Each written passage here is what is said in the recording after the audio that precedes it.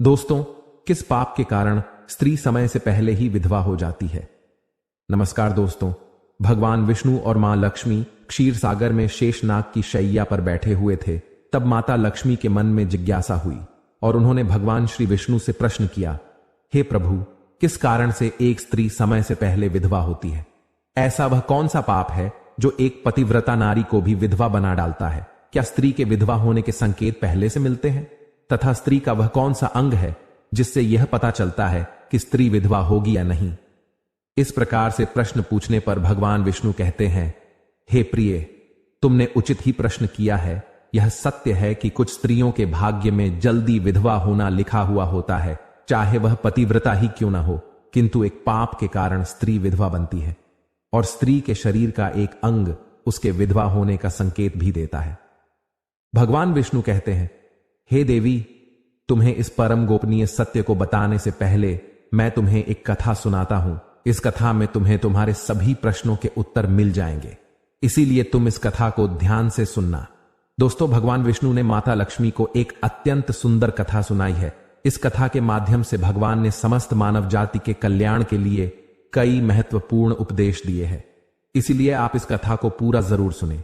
इस कथा को आधा अधूरा सुनना पाप माना जाता है। तो चलिए शुरू करते हैं। दोस्तों, एक समय की बात है, मध्य देश में एक अत्यंत धनवान सेठ रहा करता था।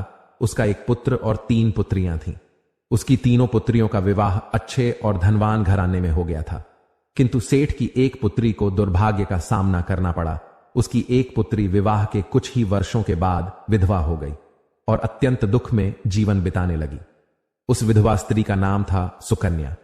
सुकन्या अत्यंत सुंदर, गुणवान और पतिव्रता नारी थी, किंतु उसके भाग्य में जो अशुभ लिखा हुआ था वही उसके साथ घटित हो गया।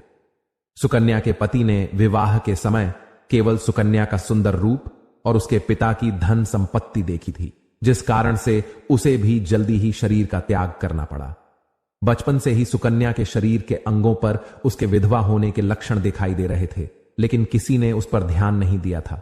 सुकन्या के पिछले जन्म के कर्मों के कारण उसे इस जन्म में विधवा होना पड़ा था।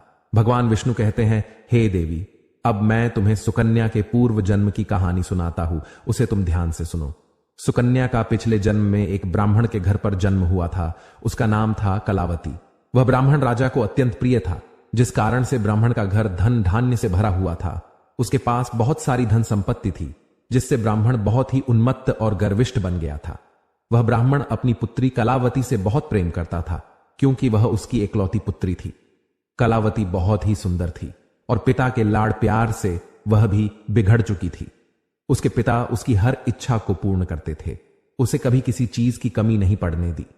कलावती ने अपने जीवन में कभी दुख नहीं देखा था और उसे अपनी सुंदरता पर भी अत्यधिक घमंड था। फिर जब कलावती जवान हुई तो उसके पिता ने उसका विवाह करने का सोचा, लेकिन उसकी एक शर्त थी कि जो भी कलावती से विवाह करेगा वह उसके साथ उसके पिता के घर में रहेगा, अर्थात घर जमाई बनकर रहेगा। ब्राह्मण ने अपने सभी रिश्तेदारों को यह बात बता दी और चारों तरफ यह बात फैल गई। कई विद्वान और ज्ञानी पंडित कलावती के घर पर उसे देखने के लिए आ गए, लेकिन कलावती ने किसी को भी पसंद नहीं किया। कलावती ने कई विद्वान ब्राह्मणों को अपमानित करके घर से बाहर निकाल दिया। फिर एक दिन एक अत्यंत सुंदर ब्राह्मण भिक्षा मांगने के लिए कलावती के घर पर आया, जिसे देखकर कलावती उस पर मोहित हो गई और अपने पिता से कहने लगी कि वह उसी भिखारी ब्राह्मण से विवाह करेगी। यह सुनकर कलावती के पिता ने भी स्वीकृति दे दी और उस भिक्षुक ब्राह्मण को कलावती से विवाह करने के लिए पूछा, तो उस भिक्षुक ब्राह्मण ने भी हां कर दिया और फिर कलावती और उस ब्राह्मण का विवाह संपन्न हुआ। कलावती विवाह के समय बहुत प्रसन्न थी, उसे उसका मनपसंद जोड़ीदार मिल चुका था। विवाह के बाद कुछ दिनों तक कलावती अपने पति के साथ बड़े प्रेम से रहने लगी और उसकी सेवा करने लगी। लेकिन कुछ ही दिन बीतने के बाद कलावती ने अपना असली रंग दिखाना शुरू कर दिया। कलावती अपने पति को नौकर की तरह समझने लगी। उसकी आज्ञा का पालन करने की जगह पर उसे ही आज्ञा देने लगी। कलावती अपने पति को भी उसके नाम से बुलाने लगी। खुद अपने पति के पैर दबाना छोड़कर अपने पति से ही खुद के पैर दबाने लगी। कलावती स्वेच्छाचारिणी थी। वह पति को बिना बताए ही घर से बाहर चली जाती, कभी पति की कोई बात नहीं मानती थी। पति से पहले ही भोजन करती थी, किसी भी धार्मिक कार्य में पति के साथ नहीं बैठती थी और अकेले ही मौज करती थी। अपनी पत्नी के ऐसे व्यवहार को देखकर कलावती का पति बहुत दुखी रहने लगा। उसने कलावती को बहुत समझाने की कोशिश की, लेकिन वह कभी नहीं मानी। कलावती अपनी ही मनमानी करती रहती थी।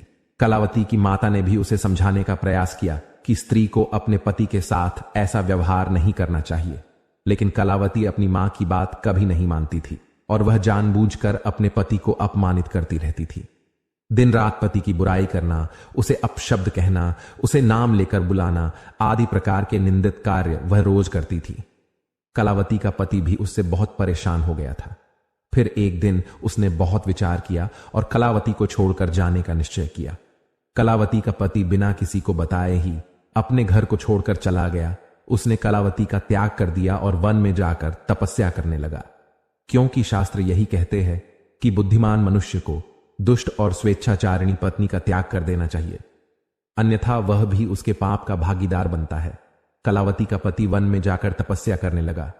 कलावती ने भी अपने पति को खोजने की कोशिश नहीं की और बड़े मौज से अपने ही घर में रहने लगी। कलावती की माता ने उसे बहुत समझाया कि वह अपने पति से विनती करके उसे वापस घर पर लेकर आए, लेकिन कलावती कहती, जाने दो मां, वैसे भी मेरा भिखमंगा पति किसी काम का नहीं है।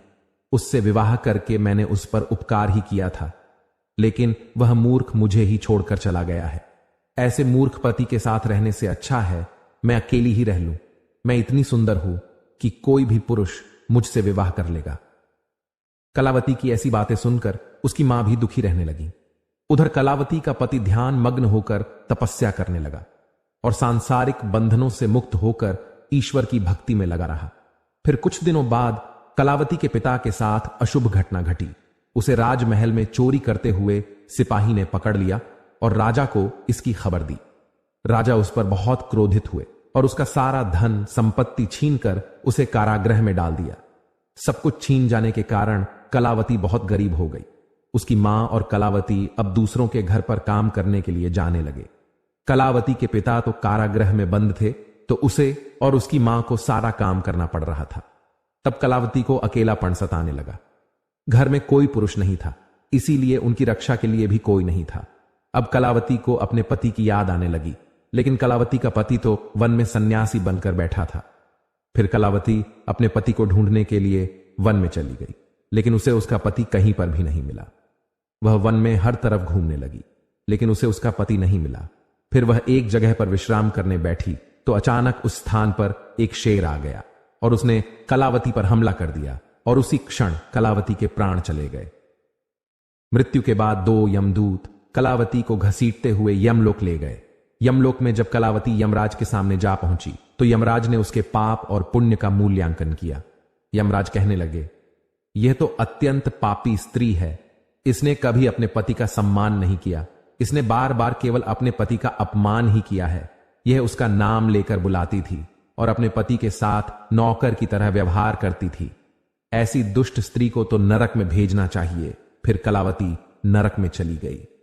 अनेक वर्षों तक नरक में सजा भुगतने के बाद कलावती को अपने पूर्व जन्म के कर्मों का प्रायश्चित करने के लिए फिर से मनुष्य जन्म प्राप्त हुआ। जो पाप कलावती ने किए थे, उसी पाप के कारण कलावती के शरीर पर विधवा होने के लक्षण प्रकट हुए थे। भगवान विष्णु कहते हैं, हे देवी, अब मैं तुम्हें उन चिन्हों के बारे में बताता हूं जिस स्त्री के अंग पर ऐसे चिन्ह प्रकट होते हैं, वह स्त्री समय से पहले विधवा होती है। भगवान विष्णु कहते हैं, हे देवी, मध्यमाया तु दीर्घाया भार्या हानिर्विनिर्दिशेत अनामिका ह्रस्वा भवेद्यस्य तत्वेद्या परदारगम विधवा विपुलेन स्यात् संपार्ष्णी शुभा नारी पृथुपार्ष्णी सुदुर्भगा। इस श्लोक में भगवान विष्णु ने विधवा स्त्री के लक्षण बताए हैं। यदि किसी स्त्री के पैर पसीने से रहित हो, उस पर नसें दिखाई न देती हो, उसके पैर चिकने तथा कोमल हो, तो वह स्त्री सुख भोगने वाली तथा ऐश्वर्यशालिनी होती है। यदि स्त्री के पैर का अंगूठा गोल मांसल हो, तो वह स्त्री पतिव्रता एवं ऐश्वर्यशालिनी होती है। यदि स्त्री के पैर के अंगूठे पर नसें दिखाई देती हो, तो वह दुर्भाग्य से युक्त व्यभिचारिणी होती है। बहुत छोटे अंगूठे वाली स्त्री क्लेश करने वाली और दुख भोगने वाली होती है। अंगूठा यदि छपटा हो, तो वह स्त्री गर्भधारण क्षमता में दुर्बल होती है। यदि किसी स्त्री के पैर की तर्जनी उंगली अंगूठे से भी बड़ी हो तो वह स्वच्छंद, कामचारिणी अर्थात अनेक पुरुषों से संबंध बनाने वाली होती है। यदि किसी स्त्री के पैर की उंगलियां परस्पर मिली हुई हो, एक दूसरे के नजदीक हो, उंगलियां गोल एवं सीधी हो और नाखून पतले एवं छोटे हों, तो वह ऐश्वर्यशालिनी होती है और ससुराल में सुख भोगती है। अब मैं विधवा स्त्री के पैर के लक्षण बताता हूं। यदि किसी स्त्री के पैर का अंगूठा बहुत बड़ा हो और आगे से गोल हो, उसके नाखून टेढ़े मेढ़े हो, अंगूठे पर नसें दिखाई देती हो, तो उस स्त्री के विधवा होने के योग बनते हैं। यदि स्त्रियों की एड़ियां बहुत बड़ी हो तो वह मृत्यु पर्यंत दुख भोगने वाली होती है, और यदि स्त्री के पैर मांस रहित हो तो ससुराल के भाग्य को नष्ट कर देती है। यदि किसी स्त्री के पैर की अनामिका उंगली बाकी उंगलियों की तुलना में बहुत छोटी हो तो वह कलह करने वाली और घर के वातावरण को असहनीय बना देने वाली होती है। यदि किसी स्त्री के पैर की मध्यमा उंगली अर्थात बीच की उंगली ज्यादा लंबी हो तो वह विवाह के लिए अयोग्य होती है। जो स्त्री चलते समय पैर पटकते हुए चलती हो और धम धम आवाज करती हो तो वह अपने पति का विनाश करने वाली होती है। भगवान विष्णु कहते हैं, हे देवी, इन्हीं लक्षणों के कारण सुकन्या समय से पहला विधवा हुई थी। पिछले जन्म के कर्मों के कारण ही स्त्री के विधवा होने के योग बनते हैं। जो स्त्री अपने पति का अपमान करती है, उसका नाम लेकर बुलाती है तथा उसके भोजन करने से पहले ही भोजन करती है, तो वह स्त्री निश्चित ही समय से पहले विधवा होती है। एक पतिव्रता स्त्री कभी पति का अपमान नहीं करती, कभी उसे नाम लेकर नहीं बुलाती और सदैव पति से एकनिष्ठ रहकर उसकी इच्छा के अनुसार चलती है। उस स्त्री की कभी दुर्गति नहीं होती और वह मृत्यु के पश्चात मेरे लोक को प्राप्त करती है। तो दोस्तों, इस प्रकार से भगवान विष्णु ने मां लक्ष्मी को अत्यंत महत्वपूर्ण कथा सुनाई है। उम्मीद है आपको यह जानकारी अच्छी लगी होगी। वीडियो को लाइक जरूर करें और कमेंट में जय श्री हरि विष्णु और जय मां लक्ष्मी जरूर लिखें। साथ ही अगर आपने चैनल को सब्सक्राइब नहीं किया है तो सब्सक्राइब जरूर करें। आप सभी का धन्यवाद।